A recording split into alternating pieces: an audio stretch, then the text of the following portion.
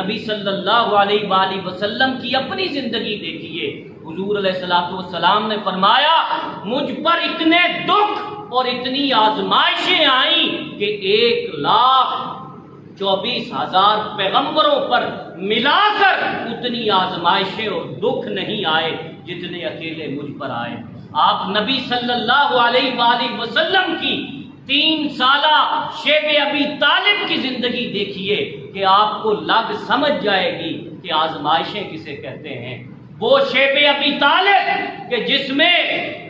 نبی صلی اللہ علیہ وآلہ وسلم کے خاندان کے ساتھ معانقطہ کر دیا گیا تھا، اور اس 3 سالوں کے اندر کبھی نبی صلی اللہ علیہ وآلہ وسلم نے اور آپ کے خانوادے نے چمڑے ابال کر کھائے، کبھی درختوں کی چھال اتار کر اس کو ابال کر کھایا جاتا، کبھی گھاس کھائی جاتی۔ اس طریقے سے وہ 3 سالہ زندگی بسر کی گئی۔ تو آزمائش کا آنا انسان پر یہ کسی گناہ کی وجہ سے نہیں ہوتا، آزمائش کا آنا اس چیز کی علامت ہوتا ہے کہ انسان جس سمت چل رہا ہے وہ سمت درست ہے، انسان جس رستے پر سفر کر رہا ہے وہ رستہ درست ہے۔